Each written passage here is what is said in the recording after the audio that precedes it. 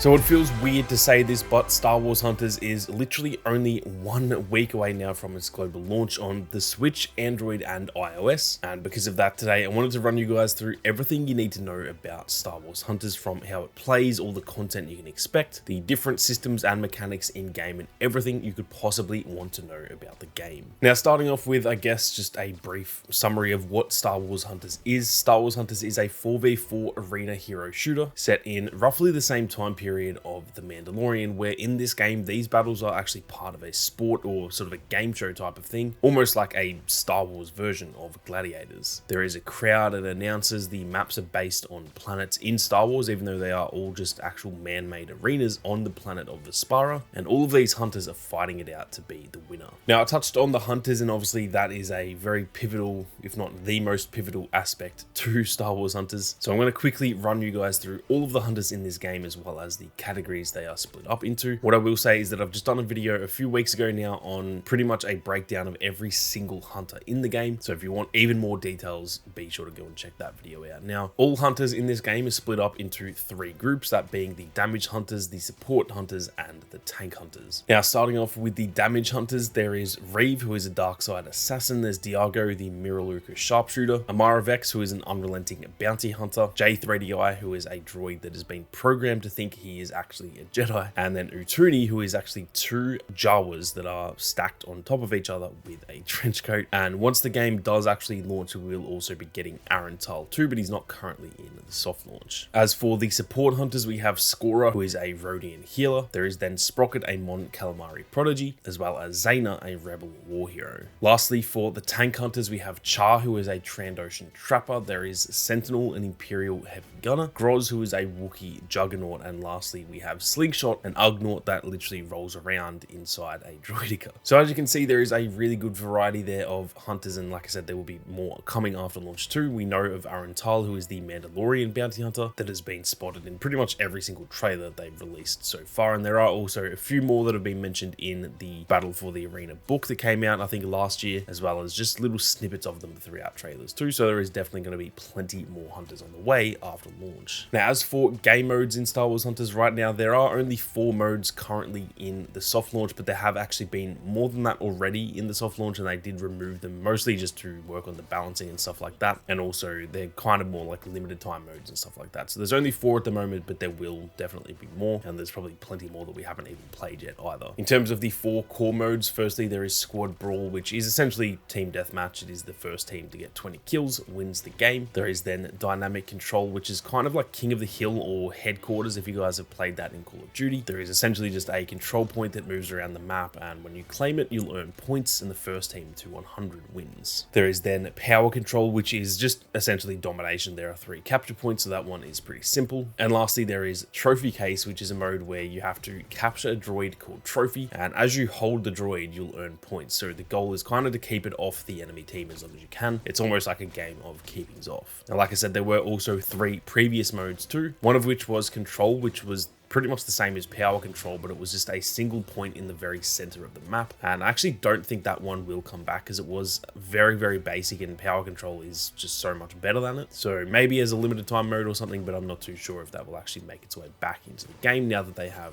the better version in Power Control. There was also then an Escort game mode, which I'm sure you guys will know how that works. There's an attacking team and a defending team, and the attacking team has to pretty much work their way with the payload and carry that all the way to the end of the map, while the defending team has to stop them trying to do that. And that mode will definitely come back, because it seemed as though that was almost the key mode in the entire game. Lastly, there was then Huttball, which I'm sure if you guys follow Star Wars, you'll know what Huttball is. Essentially, it is like a game of football or soccer, depending on where you live, but instead of kicking the ball around, you can pick it up and throw it and stuff like that. It's almost, I guess, more similar to the actual sport of handball, but obviously it's not just a sport. People are running around killing each other at the same time. And again, that will definitely come back, because that mode was absolutely insane and was probably one of the more enjoyable modes in the entire game. I'd say the reason they've removed those modes in terms of Escort and Huttball is, like I said, kind of just to do a bit of balancing and stuff like that, or even to bring them in as limited time modes. As far as I know, they didn't actually say why they removed them, but yeah, they were really polished. There was maps actually designed specifically for those modes and stuff like that, so they will 100% be making their way back to the game. Now, I just touched on the maps, and there are plenty of awesome maps in this game. In terms of the ones that are currently in the game,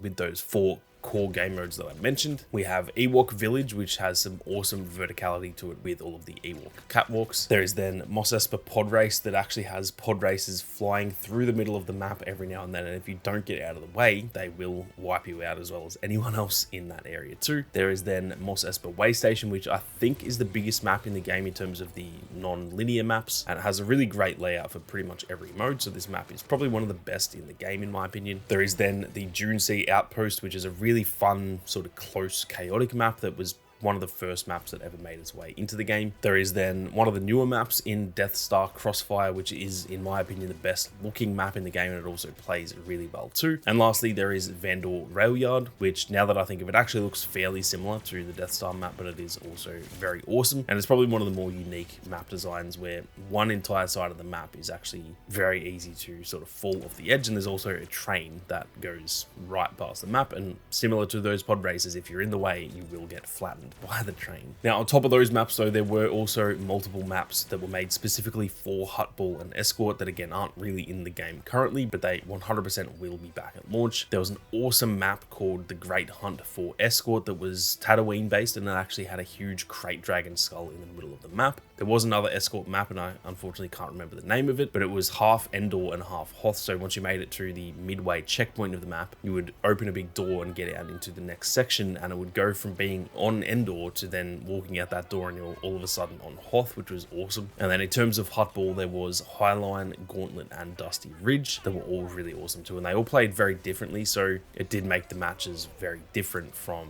you know, playing on other maps and stuff like that. Now, before we go any further, guys, I'm excited to announce that over on the Patreon, I'm going to be giving away 3 premium arena passes for Star Wars Hunters for the launch of the game, as well as 3 arena passes every single season moving forward. The premium arena pass gives you 80 awesome tiers of unlocks you can get throughout the game, and as you can see by the final tier in the soft launch arena pass, some of these skins are absolutely awesome. Now, like I said, the giveaway will be over on the Patreon. There is a link to that down in the description. You can join up for free, so don't worry, it's not just for paid members. Free members will also get a guaranteed entry into the giveaway, but paid members will actually be getting 5 entries into all giveaways moving forward, obviously meaning it is 5 times the chance that you guys win. On top of that, there are some awesome rewards over there as well, like early access to videos, monthly updates on the content you can expect to see on the channel, and even access to the private Discord as well. So be sure to go and check it out. The link is down in the description, like I said. But with that being said, let's get stuck back into the video. Now, moving on, we also know that the game will be launching with ranked mode too. There are 5 ranks in the game, each with a total of 3 tiers, which means there are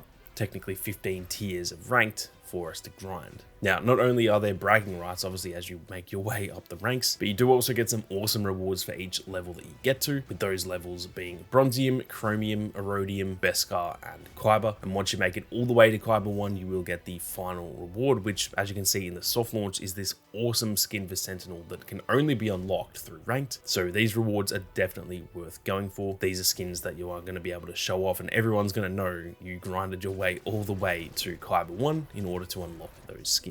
Every new season, the rank will reset and we will need to grind away again, but if you place really highly in season 1, for example, you won't always go back to the start in season 2. Sometimes you might start at a slightly higher rank depending on where you placed last season. Now, obviously the game needs to be monetized. The game is free to play, so each season there is also an arena pass that can be purchased. There are free tiers as well, so you can get free stuff from the arena pass even if you don't buy it, but there is then the premium tiers, which adds up to a total of 80 different tiers per season, meaning 80 awesome rewards you can unlock by grinding the game. As you can see from the soft launch arena pass that just went, there are some absolutely sick skins that can be earned in the arena pass, so for me this is absolutely worth it if you guys do enjoy the game. The final skin that you get for Reeve is probably one of the best, if not the single best skin that is available in the entire game, and no doubt every season they will be just as good as well. There are also weekly challenges that help you kind of earn more XP for that arena pass too, so that does make it a bit easier, and then as the weeks go on, it actually becomes easier and easier to grind it out, because for example, in say week 8, you may be unlocking week 8 challenges, but you can still unlock the challenges in week 3, 4, and 5, for example. And so it feels like once you get closer to the end of the arena pass, you're actually leveling it up faster than you would normally, which makes it a lot easier to kind of finish it comfortably before the season ends. Now, on top of the arena pass, there are also different events and quests that are sort of just like constantly changing throughout the season. There's different limited time modes. There are different events that give you challenges to unlock new skins or items or even just XP. And so there's pretty much always going to be something going on in the game. These seem to change up kind of like every couple of days, or at the latest it's once per week. There's something new going on in the events tab, so that does keep the game very fresh too. As I'm sure you can expect in a game like this, there is also a store where you can buy plenty of skins and stuff like that. The good thing to know is that the game is not pay to win, at least not right now, so hopefully they do not change that once the game actually launches. But right now the only thing you can really buy is like cosmetics, so skins and stuff like that. There is no real pay to win elements. The other good thing is that in the store, although a lot of it is, you know, only bought through crystals, which are bought with real money, or you can even directly buy things with real money, there are also some cool rewards that you can earn, or I guess buy through credits that you do earn in game. So technically you can get free stuff in the store too as you grind away and earn more credits simply just by playing and leveling up and stuff like that. You can save up a bunch of credits, and then every now and then in the store there will be something really cool that you can get essentially for free. Now, as you can expect with a game like this, the game is obviously going to be a live service game, so there will be plenty of new and exciting content coming after launch too. The good thing about the game being delayed 3 times, which obviously kind of sucks, but the good thing about that is that I dare say they probably have the first year of content ready to go. And so we should be getting content thick and fast through the first year or two of support, which is definitely very exciting. There will no doubt be plenty of new hunters. There are even, like I said, hunters that we kind of know of already that just haven't been announced. There will be new maps and new game modes. There's going to be so many new skins, and on top of that, plenty of bug fixes and balancing changes and stuff like that too. So essentially with this game, you can expect everything you would expect from any other live service multiplayer game. I know some people have a bit of a stigma about this game because it is, you know, primarily a mobile game and it's free to play and stuff like that. But anything you can expect from games like Call of Duty and stuff like that, you can pretty much expect from this game too when it comes to that live service. So that is pretty much everything you need to know about when it comes to Star Wars Hunters. I'm keen to hear if you guys are excited for the game or not, so be sure to leave a comment down below and let me know. But with that being said, thank you all very much for watching. You guys have a great day, and may the Force be with you always.